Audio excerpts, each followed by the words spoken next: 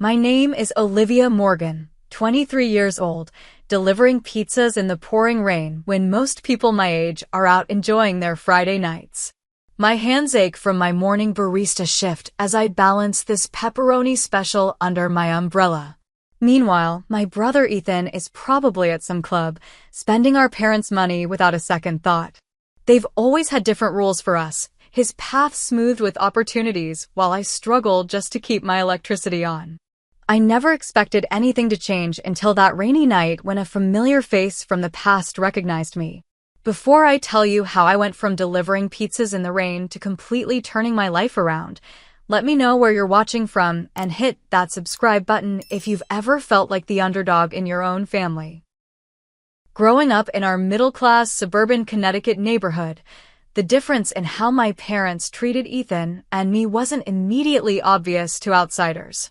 Our house on Maple Street had 4 bedrooms, a neat front yard, and all the appearances of the American dream. My father Richard worked as a regional manager for an insurance company, and my mother Sophia taught piano lessons from our living room. We weren't wealthy, but we weren't struggling either. At least not financially. The favoritism revealed itself in small ways at first. When I was 7, I spent an entire weekend creating a watercolor painting of our family for the school art show. I won second place, but my parents missed the ceremony because Ethan had a little league game. My certificate ended up in a drawer somewhere, while his participation trophies for sports occupied the entire mantelpiece. "We have to support your brother," my mother would explain gently whenever I expressed disappointment. Boys have it harder in today's world. They need more encouragement. By the time I turned 12, the pattern was undeniable. Ethan's birthday parties were elaborate affairs with hired entertainers and custom cakes. Mine were afterthoughts, usually just dinner at a restaurant if I was lucky. When I questioned this, my father would ruffle my hair and say, "You're so independent, Olivia. You'll be fine without all that fuss." Their words became a self-fulfilling prophecy. I learned to be independent because I had no choice. I started babysitting at 13, saving every dollar while Ethan received an allowance for doing nothing more than existing. I taught myself Photoshop using library computers because art classes were too expensive, yet somehow there was always money for Ethan's hockey equipment. The inequality became impossible to ignore when we turned 16. On Ethan's 16th birthday, my parents surprised him with a used but decent Honda Civic. When my birthday came 6 months later, my father handed me a bus schedule and information about working permits. "We believe in teaching you responsibility," he explained. "You'll appreciate it more if you earn it yourself." I worked weekends and summers for almost 2 years before I could afford a 15-year-old Toyota with questionable brakes and no air conditioning. Meanwhile, when Ethan dented his car at a party, our parents paid for repairs without a single lecture. College planning brought the most painful discrepancy. Throughout high school, I maintained a 3.9 GPA while working part-time. I joined every free extracurricular I could fit between shifts and studied late into the night. My dream was attending Parsons School of Design for graphic design. When acceptance letters arrived, I received a partial scholarship, but not enough to cover the full cost. "We've been putting money aside for both your educations," my mother had promised for years. Yet when the time came, I discovered my college fund had been borrowed for Ethan's first business venture, an app for rating craft beers that never made it past the development stage. He had dropped out of community college after 1 semester to become an entrepreneur. "It's an investment in his future," my father explained. "You can take out loans. With your grades, you'll be fine." I ended up at the state university with crushing student debt while working 30 hours a week. Meanwhile, Ethan bounced between startups, each one funded by my parents, each one failing due to his lack of commitment. Throughout all this, one figure remained a mystery in our family: Uncle Raymond, my father's older brother. He had disappeared from our lives when I was 14 after a massive argument with my father. I remember raised voices behind closed doors, words like irresponsible and betrayal floating through the house. Afterward, we never spoke of him again. Family photos with him were removed. When I asked what happened, my father would change the subject immediately. "Some people just don't belong in your life," he would say with finality. The breaking point came during Thanksgiving of my sophomore year of college. I was exhausted from midterms and picking up extra shifts to cover textbook costs. At dinner, my parents excitedly announced they were helping Ethan lease office space for his second failed startup's revival. "This one's really going to take off," Ethan boasted, not even acknowledging how his first venture had swallowed my education fund. When I quietly mentioned my struggle to afford next semester's tuition, my mother patted my hand and said, "Maybe you should consider taking a semester off to save up." I looked around the table, at my brother's entitled smile, at my father's proud gaze directed only at his son, at my mother's dismissive comfort, and something inside me finally broke. I moved out that weekend. At 19, I found a tiny studio apartment with a roommate and committed to complete financial independence. I would rather struggle on my own terms than be treated as an afterthought in my own family. For years later, at 23, my life had become an endless cycle of work and sleep with barely anything in between. My apartment was in the kind of neighborhood real estate agents optimistically call up and coming, code for high crime rates and neglected infrastructure.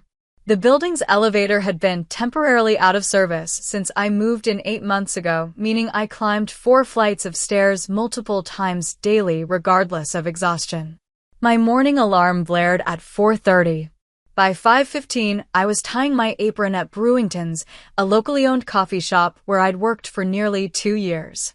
The pre-dawn prep work was mind-numbing, grinding beans, stocking pastries, sanitizing equipment, but it was reliable income with decent tips. "Girl, you look like you slept standing up," Zoe commented one morning as I stifled my third yawn before opening. With her vibrant purple hair and constellation of ear piercings, Zoe had quickly become my closest friend since starting at Brewington's. "Bold of you to assume I slept at all," I replied, forcing a smile.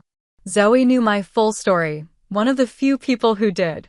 She'd listen during our short breaks as I vented about family calls or financial stress, never judging, always offering her couch if I needed a place to crash. My budget was a masterclass in stretching pennies. After rent, utilities, student loan payments, car insurance, and groceries, I had exactly $43 of wiggle room each month. One unexpected expense, a flat tire, a doctor's visit, anything, meant skipping meals or borrowing from my meager emergency fund, which never seemed to grow beyond $300. My Brewington's shift ended at 1:30, giving me just enough time to rush home, change uniforms, and head to Gino's Pizzeria for my second job. 5 evenings a week, I delivered pizzas until midnight, navigating unfamiliar neighborhoods in my deteriorating Toyota, which now had 200,000 miles on the odometer and made concerning noises when I turned left. The physical toll was becoming unbearable. 70-plus hour work weeks left me with perpetual dark circles and frequent migraines. My hands were constantly dry and cracked from washing dishes and handling hot pizza boxes. I kept a tube of medicated lotion in both cars and applied it at red lights, a small luxury that prevented my skin from cracking and bleeding. Despite my independence, family dynamics continued to haunt me. My mother called weekly, but our conversations followed a predictable pattern. She'd spend 10 minutes updating me on Ethan's latest venture, currently his third attempt at a startup, a subscription box for pet owners, fully funded by my parents despite his previous failures. "He's meeting with investors next week," she'd gush. "Your father thinks this could be the big break." Only afterward would she ask how I was doing, but never with any real interest in my answers.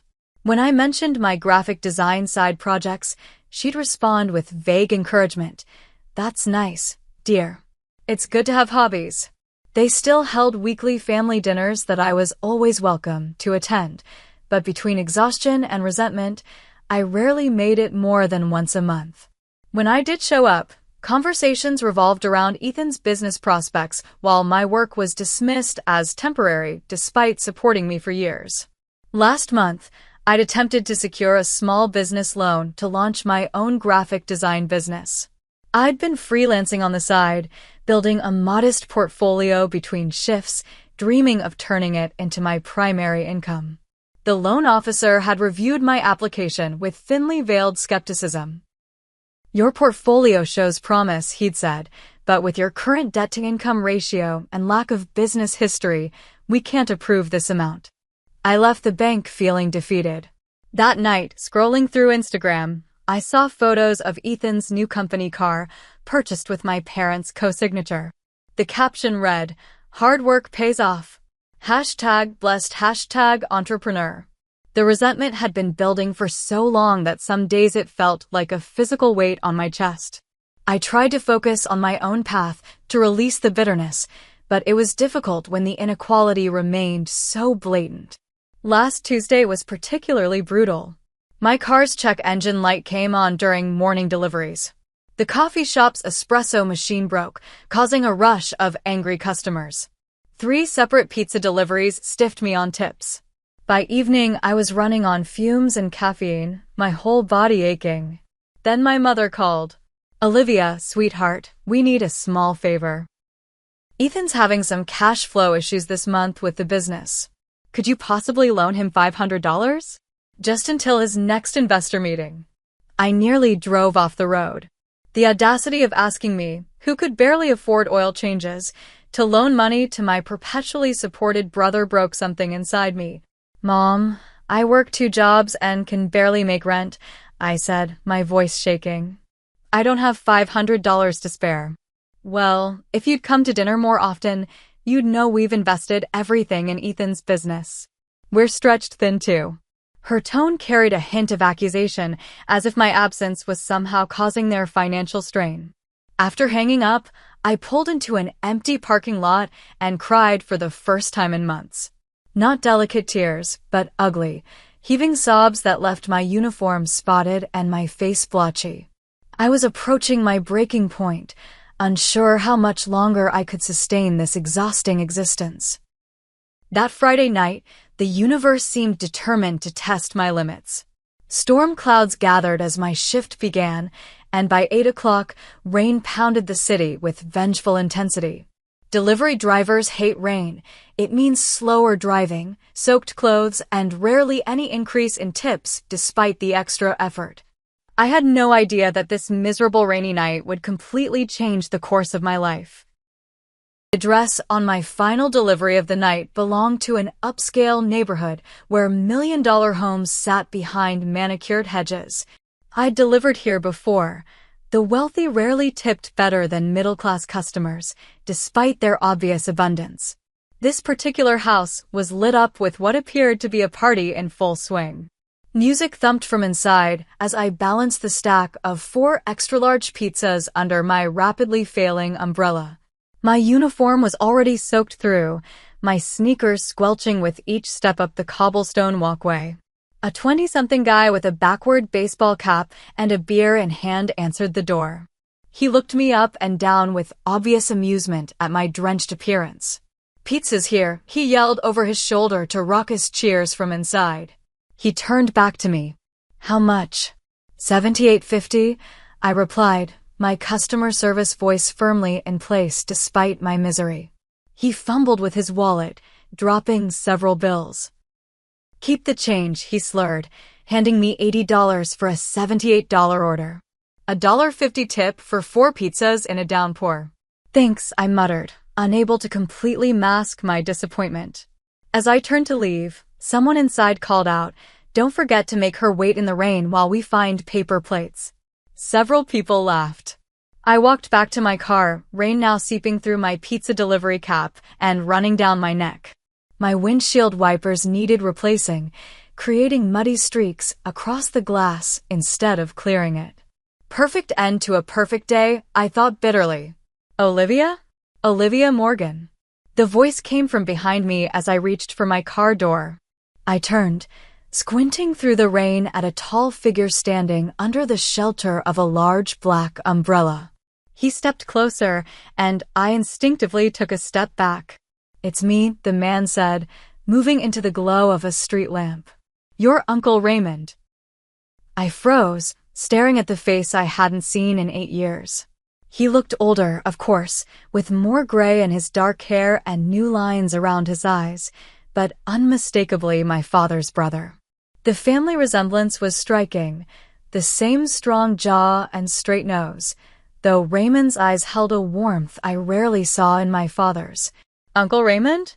I finally managed, aware of how ridiculous I looked standing in the rain, soaked to the bone in my pizza delivery uniform with Geno's emblazoned across the chest. "What are you doing here?" he asked, genuine confusion in his voice. He stepped forward, extending his umbrella to cover me. "You're delivering pizzas?" The concern in his voice nearly undid me. It had been so long since anyone in my family had shown genuine interest in my welfare. Yes. "It's my second job," I stammered, suddenly self-conscious. "What are you doing here?" "My tech company sponsored this charity event," he explained, gesturing toward the house. "I stepped out for some air when I saw you walking up with the pizzas. I almost didn't believe it was you." An awkward silence fell between us, filled only by the sound of rain hitting his umbrella. 8 years of family secrets and unspoken questions hung in the air. "You're soaked," he finally said. "What time does your shift end?" I glanced at my watch. This was my last delivery, so technically now. "Would you consider having coffee with me?" he asked. "There's a 24-hour diner about 10 minutes from here." I'd really like to catch up. My first instinct was to decline. Whatever had happened between him and my father was serious enough to sever all ties. But something in his expression, genuine concern mixed with curiosity, made me hesitate. "I don't know if that's a good idea," I said cautiously. "Dad doesn't exactly speak highly of you." A flash of pain crossed his features. "I'm sure he doesn't. But Olivia, I'm not asking to use you to get to your father. I'm honestly shocked to see my successful niece delivering pizzas in the rain at midnight." The word successful hit me like a physical blow. Is that how he remembered me? The straight-A student with big dreams? "Things change," I said simply. "They certainly do," he agreed. 1 hour. Just coffee.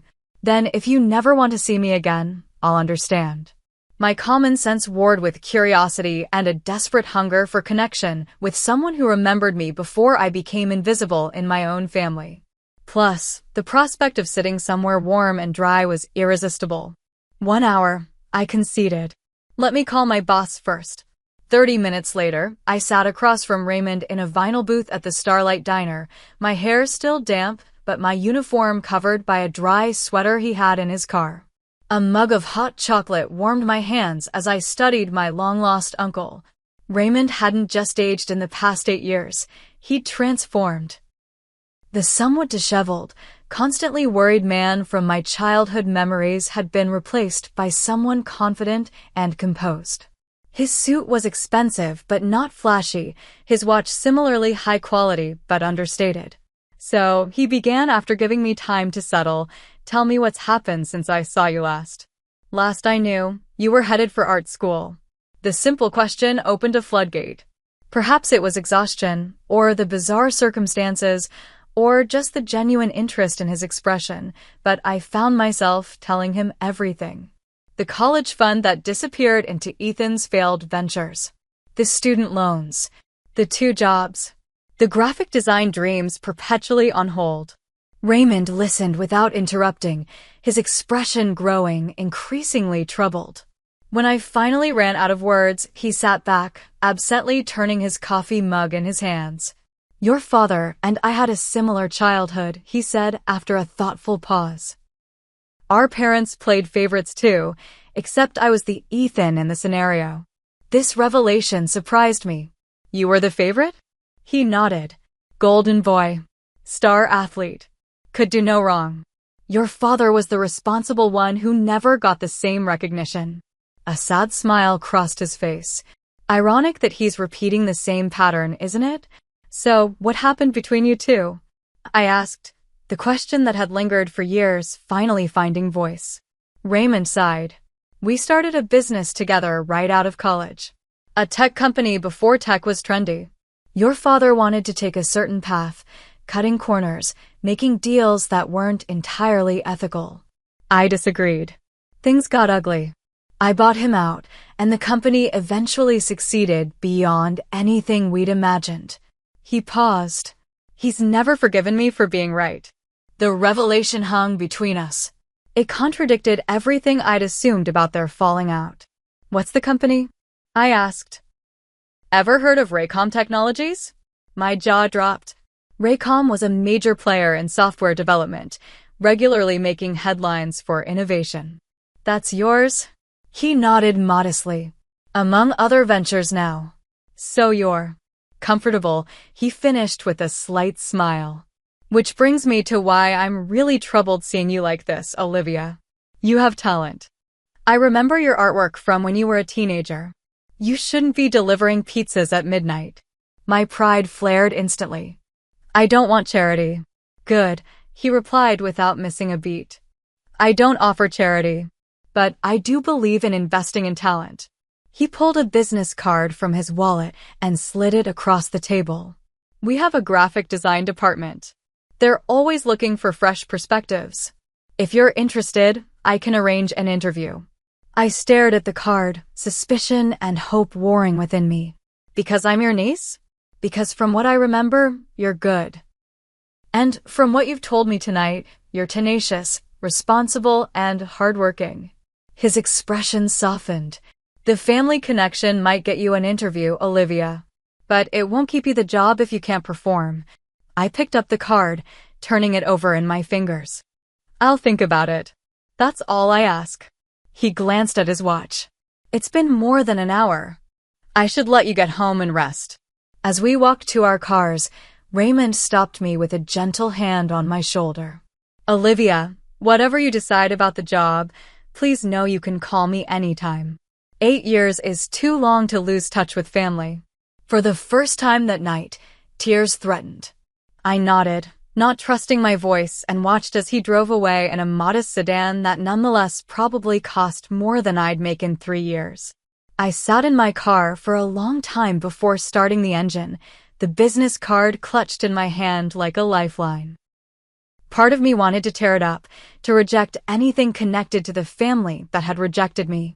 But another part, the part that was bone-tired from fighting alone for so long, whispered that sometimes help comes from unexpected places. That night, I slept better than I had in months, the business card on my nightstand catching the first light of dawn. 3 days passed before I worked up the courage to call the number on Raymond's card. During those days, I researched everything I could about Raycom Technologies, learning about their innovative software solutions, their above-average employee benefits, and their reputation for a positive work culture. Most importantly, I studied their design work, the clean interfaces, the thoughtful branding, the attention to user experience. Their standards were exceptionally high. When I finally called, Raymond's assistant connected me immediately. I was hoping I'd hear from you, he said, his voice warm. Have you thought about what we discussed? Yes, I replied, fingers nervously twisting the cord of my ancient landline phone. I'm interested in the interview, but I have conditions. I'm listening. If I get this opportunity, it has to be because I deserve it professionally. No special treatment, no shortcuts, no nepotism. The words came out stronger than I felt. I need to know I earned it. There was a pause, then Raymond chuckled. You really are nothing like your brother. Before I could respond, he continued, how about this? Come to our downtown office tomorrow at 10. Bring your portfolio. You'll interview with Jessica Chen, our design director. She doesn't suffer fools or favor family connections. She'll give you an honest assessment. She knows I'm your niece? She will, because transparency matters. But trust me, that fact will work against you rather than for you with Jessica. She'll scrutinize you more carefully to ensure there's no favoritism. That wasn't entirely comforting, but it was what I'd asked for. We arranged the details, and I spent the night frantically updating my portfolio, selecting my best work, and preparing explanations for each design choice. Raycom's headquarters occupied 10 floors of a gleaming downtown office tower. The lobby featured sleek furnishings, living green walls, and a subtle logo etched into glass panels. It screamed success without being ostentatious, much like Raymond himself, I realized. The receptionist directed me to the 24th floor, where Raymond met me personally. He looked completely at home in this environment of quiet prosperity, greeting several employees by name as he led me through an open office space filled with natural light and collaborative workstations. "Jessica's waiting in the conference room," he said, stopping at a glass-walled meeting space where a woman with a sleek bob and rectangular glasses studied something on a tablet. "Remember, she doesn't know you're interviewing yet. This is just an informational meeting about our design needs and your portfolio." The distinction seemed meaningful to him, so I nodded, clutching my portfolio case like a shield. Jessica Chin was intimidating in the way only truly confident people can be. She assessed me with a quick glance as I entered, her expression revealing nothing. "So you're Richard's daughter," she said after introductions, referencing my father without warmth or animosity, just fact. "Yes, but I'm here based on my own merit," I replied, perhaps too defensively. One eyebrow arched slightly. "We'll see." She turned to Raymond. "I'll take it from here." Raymond nodded and left us alone. For the next hour, Jessica methodically went through my portfolio, asking pointed questions about my process, my influences, and my technical skills. She made no attempt to be encouraging or friendly, but her questions were insightful and challenging in ways that pushed me to articulate my design philosophy more clearly than I ever had before. "Your typography needs refinement," she said bluntly, pointing to a poster design. "But your color theory is strong, and you have good instincts for visual hierarchy." This piece here, she tapped a branding concept I'd created for a local bakery, shows promise. By the end of the meeting, my nerves had given way to a strange sense of exhilaration. Jessica's critique was the most professional feedback I'd ever received, free from the condescension or dismissiveness I'd grown accustomed to. "We have an internship program," she said finally, closing my portfolio. "It's paid, but not extravagantly. 3 months, with potential for permanent position afterward. You'd be working directly with our design team on real projects, not getting coffee." She fixed me with a penetrating stare. "Raymond wants me to hire you outright, but I don't operate that way, regardless of family connections." "I wouldn't want you to," I assured her. "The internship starts next Monday. 9 to 5, business casual. Can you manage that with your other jobs?" My heart raced. This was happening. "I'll make it work." "Good." She handed me a folder with paperwork. "Fill these out before you leave today." "And Olivia." Her expression softened marginally. "Your work shows talent, but it needs discipline and mentorship. That's what we offer here. Whether you succeed or not is entirely up to you." Walking out of that meeting felt like floating. For the first time in years, someone was giving me an opportunity based on potential they actually saw in me, not obligation or charity. Raymond was waiting near the elevator, trying and failing to look casual. "Well, I start Monday," I said, unable to suppress a smile. "As an intern." He grinned. "Jessica doesn't believe in shortcuts." "That's actually a good sign." His expression grew more serious. "Will you be able to manage with your other jobs?" Reality crashed back. The internship hours would conflict with my barista shifts, and while it was paid, the starting stipend wouldn't replace both my current incomes. "I'll figure it out," I said, already calculating numbers in my head. That afternoon, I had difficult conversations with both my employers. The coffee shop manager, understanding my situation, offered to keep me on for weekend shifts. "You're too valuable to lose completely," she said kindly. "And this opportunity sounds perfect for you." Quitting the pizza delivery job was both terrifying and liberating. For the first time in years, my evenings would be my own, but my financial cushion would be razor thin until the internship potentially converted to a full-time position. The first few weeks at Raycom were a whirlwind of learning and adjustment. I quickly discovered that while my technical skills were reasonably strong, my professional experience was sorely lacking. Jessica assigned me to shadow different team members, absorbing their workflows and processes while contributing to small aspects of ongoing projects. Imposter syndrome hit hard during those initial days. Everyone seemed so confident, so knowledgeable, while I felt like I was constantly playing catch-up. I stayed late most evenings, practicing techniques I'd observed during the day and studying industry standards online. Jessica noticed. "Dedication is admirable," she commented one night, finding me still at my workstation at 8:30. "But burnout is real. Pace yourself." Despite her brisk manner, Jessica proved to be an incredible mentor. She never sugarcoated criticism, but she also acknowledged improvement with the same straightforward honesty. Under her guidance, my skills developed rapidly, my confidence growing alongside my competence. Raymond maintained a careful professional distance at the office, treating me like any other intern.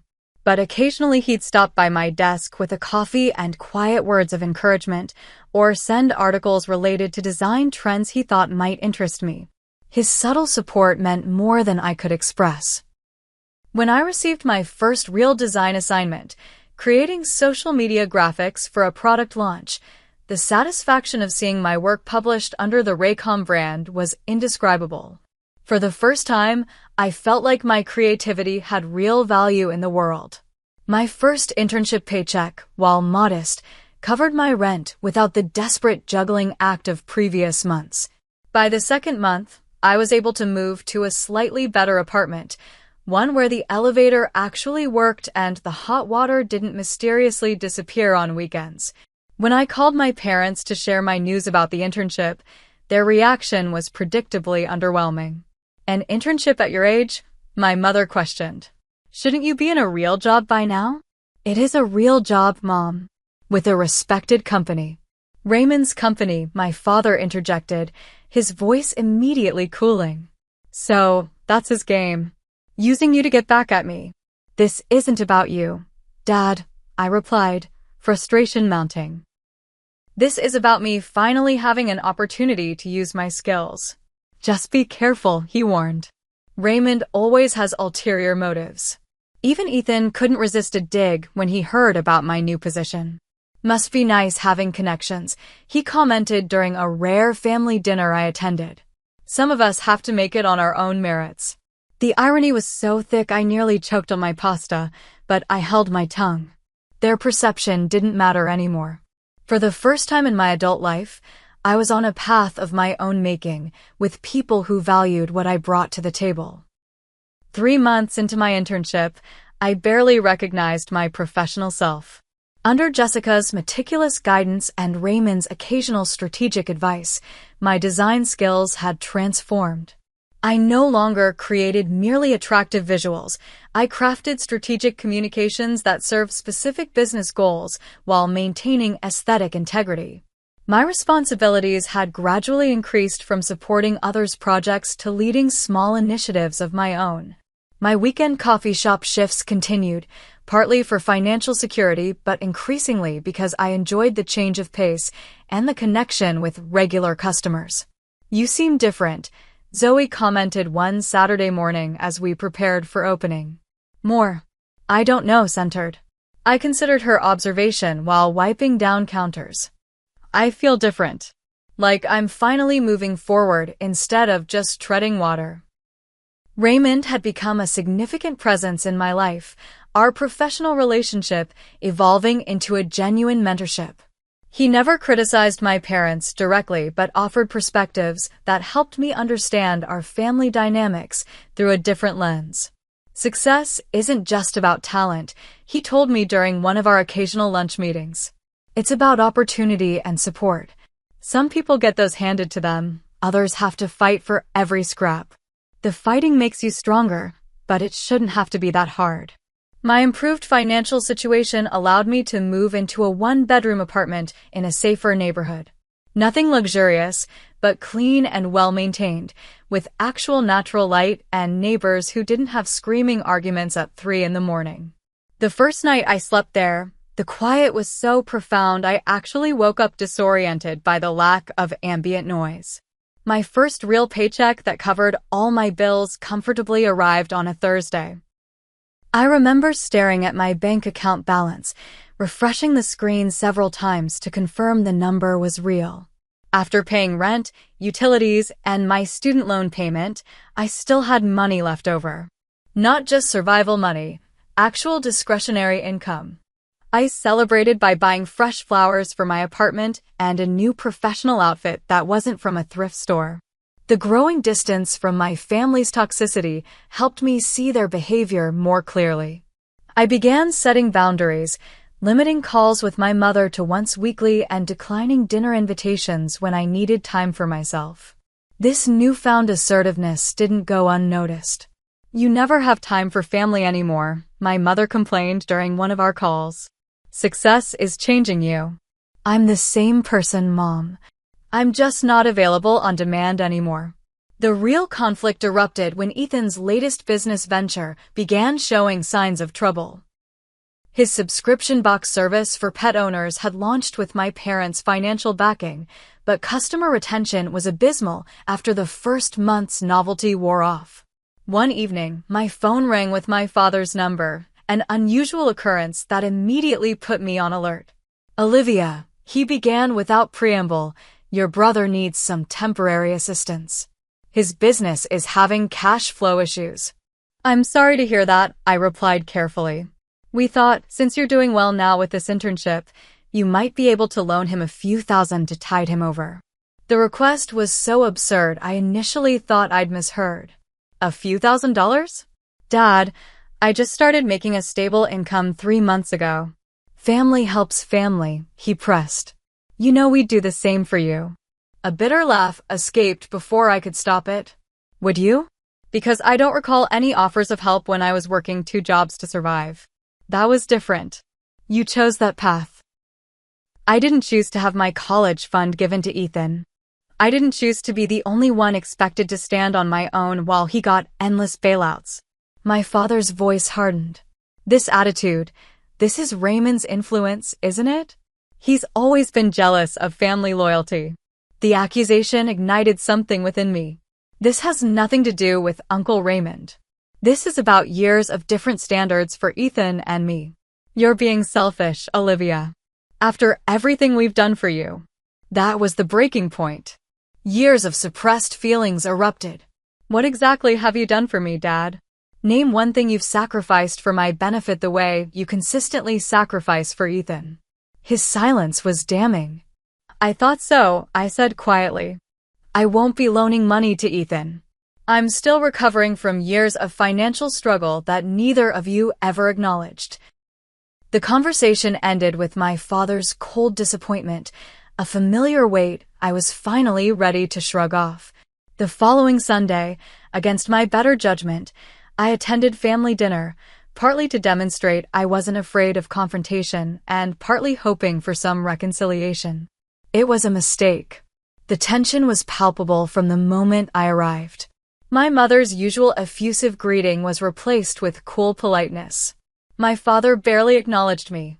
Ethan sat smugly at his usual place, clearly having been informed of my selfishness. Dinner proceeded with stilted conversation until my mother mentioned Raymond. "I hear his company is doing very well," she said with forced casualness. "Expanded into 3 new markets this year." "Yes," I replied, sensing the trap but unwilling to lie. "The growth has been impressive." My father's fork clattered against his plate. "I suppose he's filled your head with his version of our history." "He's barely mentioned it, actually. Unlike you, he doesn't seem interested in nursing old grudges." "You have no idea what you're talking about," my father snapped. "Raymond betrayed me. He stole my ideas, pushed me out of our company, and then had the nerve to succeed with my concepts." "That's not how he tells it," I replied evenly. "Of course not. He's always been manipulative. And now he's using you to get back at me. I set down my utensils, suddenly tired of the whole charade. Dad, did it ever occur to you that he hired me because I'm qualified? That not everything revolves around your feud? You wouldn't even know him if not for me, my father retorted. True. Just like I wouldn't know what it feels like to be constantly overlooked in favor of my brother if not for you. The room fell silent. My mother's eyes widened in shock, Ethan shifted uncomfortably, and my father's face flushed dark red. Is that really how you feel? My mother asked quietly. How could I feel any other way? Look at this situation objectively. Ethan fails repeatedly with your financial support. I work myself to exhaustion without asking for help, finally get an opportunity through my own merit, and the first thing you do is ask me to give my hard-earned money to bail him out again. We've always treated you both equally, my father insisted, though his voice lacked conviction. Dad, you know that's not true. You've never even tried to hide the favoritism. Ethan finally spoke up, his voice defensive. It's not my fault they helped me more. No, it's not your fault, I agreed, surprising him. It's their choice. But it is your responsibility to recognize the privilege and stop taking it for granted.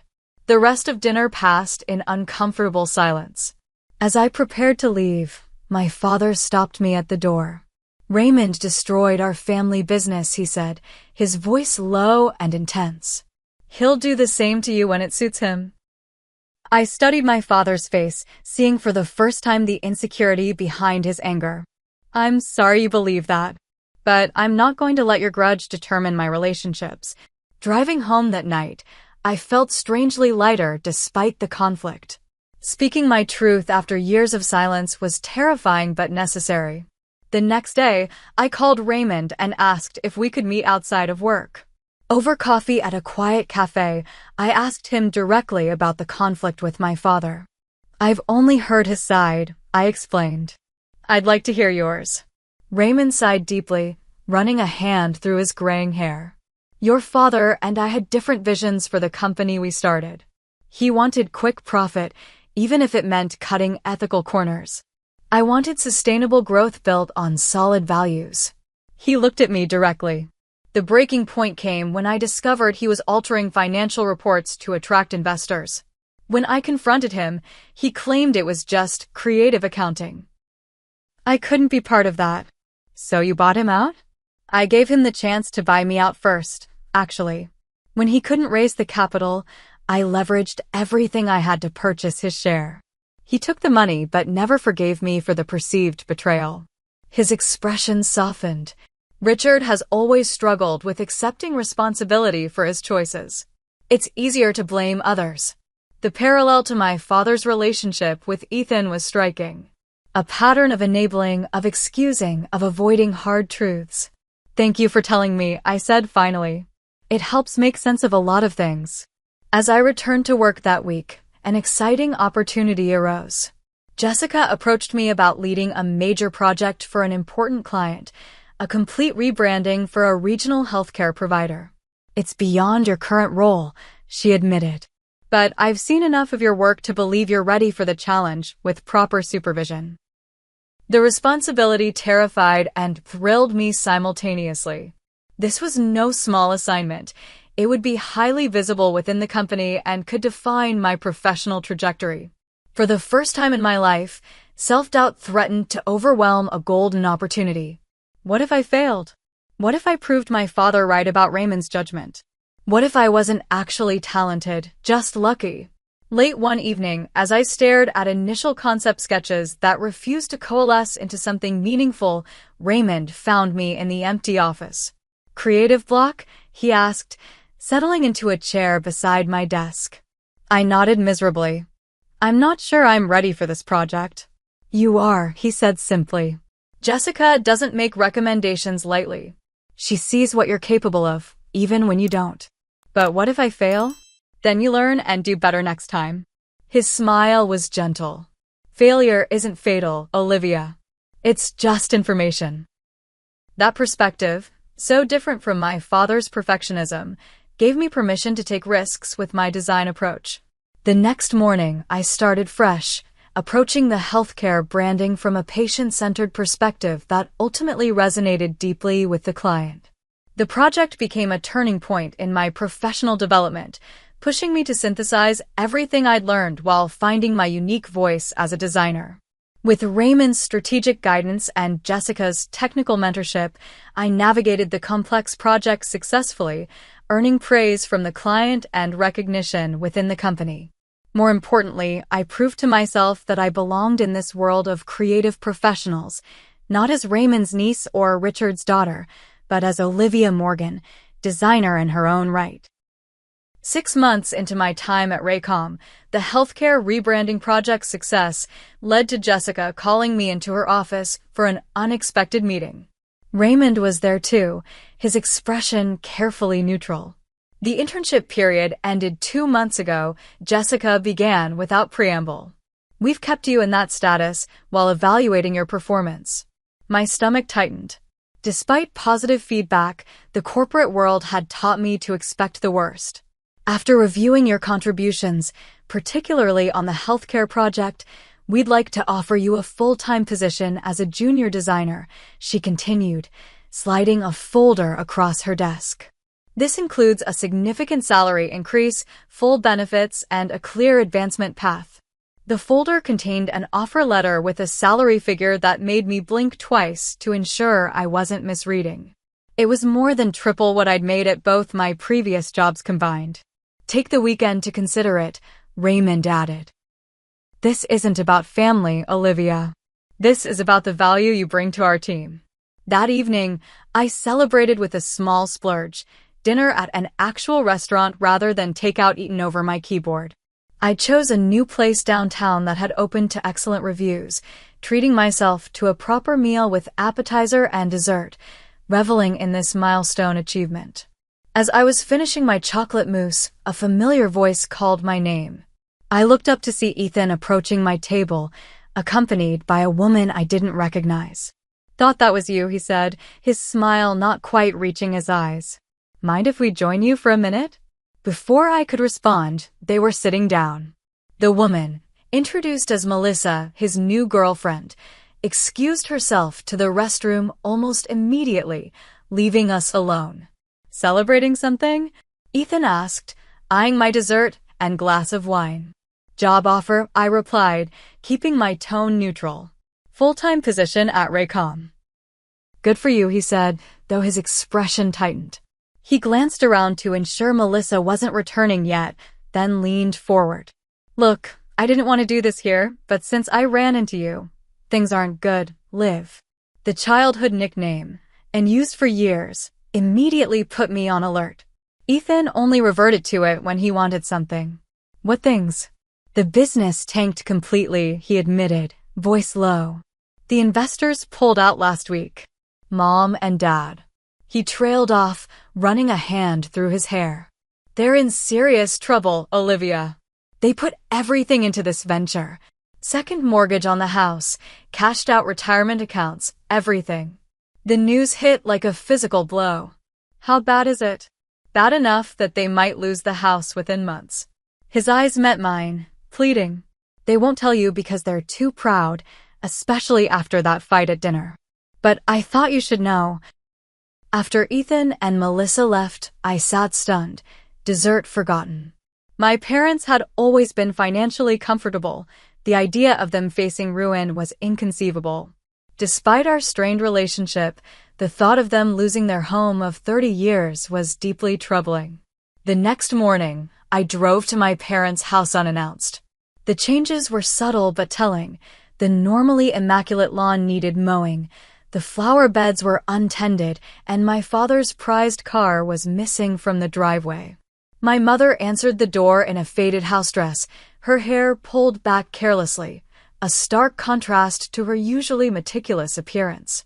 Her surprise at seeing me quickly shifted to nervous energy as she ushered me inside. This is unexpected, she said, hurriedly clearing magazines from the coffee table. Your father's just run to the store. Would you like some tea?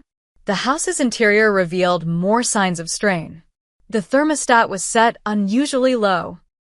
Mail was piled unopened on the entry table. A water stain on the ceiling suggested a leak no one had addressed.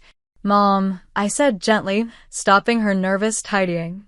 "I saw Ethan last night. He told me what's happening." Her movements stilled. For a moment, she seemed about to deny everything, then her shoulders slumped in defeat. "We didn't want you to know." "Why not?" "Pride, I suppose." She sank onto the sofa. "After how we treated you, asking for help seemed unthinkable." As she spoke, the full extent of their financial disaster emerged. My father's company had downsized months ago, reducing his salary by 30%. Rather than adjusting their lifestyle, they'd maintained appearances while drawing down savings. Then came Ethan's business, their sure-thing investment that would solve everything. "We believed in him," my mother said, tears forming. "Just like we always have." Richard put in our retirement savings first. When that wasn't enough, we took a second mortgage. "How much did you invest total?" I asked, dreading the answer. "Almost $400,000, she whispered. The figure was staggering. "And it's all gone." She nodded miserably. "The company collapsed completely. There's nothing to salvage." My father returned home during this conversation, his expression hardening when he saw me. "Ethan had no right to tell you," he said, setting down grocery bags that I noticed contained only store-brand basics, another sign of their new reality. "I'm your daughter," I replied. "I had every right to know." "So you could gloat?" "Tell us I told you so about Ethan." "No," I said firmly. "So I could help if possible." His laugh was bitter. "Help? What could you possibly do about this?" "Richard," my mother interjected sharply. "That's enough." Something in her tone, a newfound steel I'd never heard directed at him before, made my father fall silent. He sat heavily in his armchair, suddenly looking every one of his 62 years. "I've enabled this situation for too long," my mother continued, surprising both of us. "The way we've treated Olivia compared to Ethan, the financial decisions, all of it. I've gone along with everything, and look where it's gotten us." "Sophia," my father began, but she cut him off. "No, Richard. It's time for honesty." She turned to me, her eyes red but clear. "When you were born, your father was so certain you'd be another boy. He'd already planned fishing trips and baseball games. When the nurse said it's a girl, I saw his disappointment. I've spent 23 years trying to compensate for that moment, letting him favor Ethan to make up for it. That was wrong." My father stared at her, shock evident on his face. "That's not true." "I never." "It is true," she insisted. "You may not have realized it, but I did. And I allowed it because it was easier than confronting you." She reached for my hand. "I'm sorry, Olivia. We failed you." The raw honesty of her confession left me speechless. For years, I'd assumed my mother was simply following my father's lead in favoring Ethan. The revelation that she had recognized the injustice all along but chosen to enable it added a new layer of complexity to my childhood memories. "There's something else you should know," my mother continued after a moment. "About Raymond and your father." My father stood abruptly. "Sophia, don't." "She deserves the truth, Richard." My mother's gaze remained steady. "Raymond tried to warn us about investing in Ethan's ventures. Years ago, when you were in college and we used your fund for Ethan's first business. Raymond came to us after he found out. He offered to replace your college fund himself." "What?" I turned to my father in disbelief. "We refused," my mother continued. "Your father saw it as charity, as Raymond showing off his success." She sighed deeply. "The fight they had. Raymond said we were repeating the patterns from their childhood, creating another generation of inequality. Your father threw him out of the house, told him never to contact us again." The revelation stunned me into silence. All these years, I'd imagined their feud centered entirely on business disagreements. The truth, that Raymond had tried to intervene on my behalf, shifted my understanding of everything. "Is that true?" I finally asked my father. He wouldn't meet my eyes. He had no right to interfere in how we raised our children. He was trying to help me, I said, the realization dawning slowly. And you rejected it because of your pride. The three of us sat in heavy silence, years of family dynamics suddenly exposed in harsh light. My father's resentment toward his more successful brother. My mother's silent complicity. The pattern of favoritism that had shaped my entire life. I need some air, I said finally, rising from the couch. Outside on the porch, I called Raymond. Can we meet? There's something important we need to discuss. That evening, at a quiet park near the river, I told Raymond everything. My parents' financial disaster, my mother's confessions, the revelation about his offer years ago. Why didn't you tell me you tried to replace my college fund? I asked. He sighed, watching the sunset reflect on the water. What purpose would it have served? It would have seemed like I was trying to turn you against your father. But all these years, I thought. You thought I abandoned you too. His eyes were sad when they met mine. I'm sorry for that. After your father cut contact, I tried reaching out to you directly a few times, but the messages were never returned. I assumed you wanted nothing to do with me either. I never received any messages, I said, the puzzle pieces finally fitting together. They must have intercepted them. Raymond nodded thoughtfully. Your father and I. Our relationship has always been complicated. He resented me for being our parents' favorite, then resented me more for succeeding after he chose to leave our company. He turned to face me fully. But Olivia, despite everything, he's still my brother. And he's still your father. A father who chose his pride over my education, I pointed out bitterly. Yes, Raymond acknowledged. But also a man trapped in patterns he learned from his own father. That doesn't excuse his behavior, but it might help explain it. We sat in contemplative silence as darkness fell around us. Finally, I asked the question that had been forming since learning the extent of my parents' situation. What would you do? If you were me? Raymond considered this carefully. I'd probably help them, but with conditions. Breaking destructive patterns requires more than financial rescue. It requires fundamental change. He paused. Whatever you decide, I'll support you. This is your decision, not mine. The conversation with Raymond provided clarity I desperately needed.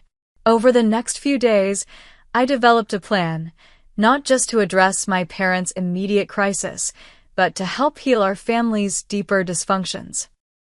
6 months after discovering my parents' financial crisis, I stood in my new office at Raycom, arranging family photos on the credenza behind my desk. The glass-framed promotion certificate to senior designer still felt surreal, especially considering my journey from delivering pizzas in the rain just a year earlier. My career had flourished beyond my most ambitious dreams. The healthcare rebranding project had won an industry award, establishing my reputation within the company. More importantly, I developed confidence in my abilities that no external validation could provide.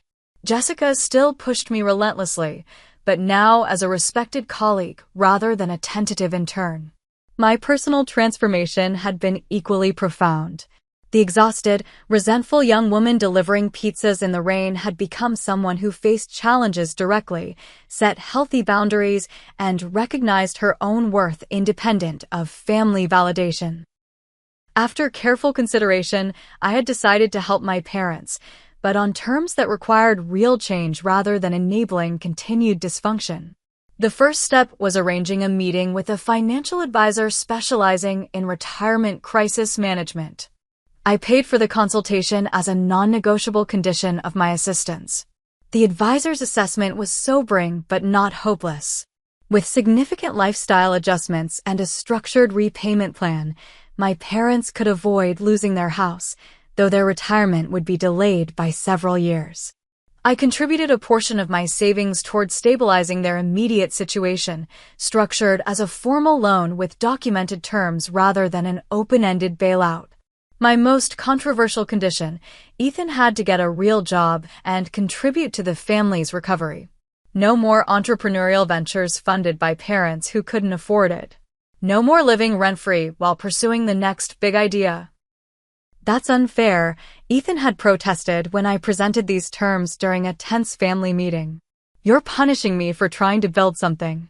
"I'm not punishing you," I replied calmly. "I'm asking you to take responsibility for your part in this situation. You accepted money you knew they couldn't afford to give." It took 3 weeks of sulking before Ethan finally accepted reality, taking an entry-level position at a marketing firm. The regular paycheck and structured environment were initially foreign concepts to him, but gradually, something unexpected happened. He began to take pride in earning his way. The most difficult aspect of my plan was the requirement for family therapy. My father initially refused outright, viewing it as an admission of failure. My mother, however, had reached her breaking point. "We're doing this, Richard," she said with newfound firmness. "If not for us, then for our children. We've damaged them both in different ways." Those weekly sessions became the foundation for healing decades of dysfunction. Under the guidance of Dr. Winters, a family therapist specializing in adult parent-child relationships, we slowly began unpacking the complex dynamics that had shaped our family. My father's journey was particularly challenging. Acknowledging his favoritism meant confronting his own childhood wounds, the constant comparison to Raymond, the feeling of never measuring up to his older brother. "I didn't want Ethan to feel what I felt growing up," he admitted during one particularly raw session. "But instead, I made Olivia feel exactly that way." That admission, the first time he'd acknowledged the pattern directly, marked a turning point. Progress wasn't linear, with setbacks and difficult conversations along the way, but the trajectory moved steadily toward greater understanding. My mother worked diligently to rebuild our relationship, making efforts that ranged from small gestures like calling just to check on me without mentioning Ethan, to larger acknowledgments of how her passivity had enabled the unequal treatment. "I failed you by not speaking up," she told me during a private lunch. "I can't change the past, but I can promise to do better now." Ethan's growth was perhaps the most surprising. Removed from the cushion of parental bailouts, he struggled initially with the expectations of regular employment. There were missed deadlines, conflicts with supervisors, and late-night calls bemoaning the unfairness of it all. But slowly, incrementally, he began developing skills he'd never needed before: perseverance, accountability, delayed gratification. 6 months into his job, he was promoted to junior account manager based on genuine merit. The pride in his accomplishment was qualitatively different from his previous hollow bravado. "It's weird," he confessed during one of our newly established monthly sibling dinners, "but earning something feels better somehow, even though it's smaller than what I was aiming for with the business." Raymond's gradual reconciliation with my father represented another healing dimension of our family story. It began with small steps: Raymond attending one therapy session at my request, my father accepting an invitation to tour Raycom's offices. Old wounds couldn't be erased overnight, but the brothers began the slow work of building a new relationship based on who they were now rather than who they had been.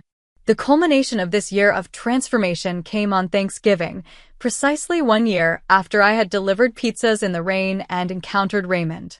We gathered at my parents' home, the first time our complete family had been together in nearly a decade. The differences from previous family gatherings were striking.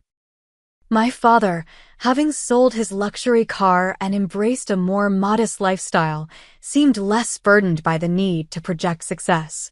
My mother, who had returned to teaching piano to contribute to their financial recovery, displayed a quiet confidence I'd never seen before. Ethan arrived with his girlfriend Melissa and something entirely new: humility. And Raymond, once the forbidden name in our household, sat at my father's right hand, their conversation occasionally tense, but fundamentally respectful. After dinner, as we gathered in the living room for coffee, my father cleared his throat. "I'd like to say something," he began, uncharacteristically hesitant. "This past year has been difficult. We lost a lot: money, security, pride." He paused, gathering himself. "But we gained something more valuable: honesty. understanding, a chance to repair what was broken. He looked directly at me, his eyes shining with unshed tears. Olivia, I owe you the biggest apology. Not just for the recent past, but for a lifetime of making you feel less valued, less important. I was wrong, and I am more proud of you than I can possibly express. The words I'd waited a lifetime to hear washed over me like a cleansing rain. They couldn't erase the past, but they created space for a different future. Later that evening, as guests prepared to leave, Raymond pulled me aside. Do you remember what you told me that night at the diner? That you didn't want charity. I nodded, smiling at the memory of my fierce pride despite being soaked and exhausted. I knew then you'd be extraordinary, he said. Not because you're my niece or because you have natural talent, though you do, but because you understand that true success comes from within, not from what's handed to you. A month later, Raycom launched a mentorship program for underprivileged students interested in design careers. As the program coordinator, I found myself guiding a nervous young intern through her first professional project. I don't belong here, she confessed during our initial meeting. Everyone else seems so confident, so prepared. I felt exactly the same way, I told her, remembering my own insecurities. But belonging isn't about starting with all the answers. It's about being willing to ask the questions and do the work. Watching her progress over the following weeks, I recognized my own journey reflected in her growing confidence. The cycle of mentorship had come full circle, transforming me from the one who needed guidance to the one who could provide it. This, perhaps, is the deepest lesson I've learned through everything. Our greatest wounds can become our greatest gifts to others if we're willing to transform them through honesty and growth. The unequal treatment that caused me so much pain gave me unique insight into supporting others who feel overlooked or undervalued.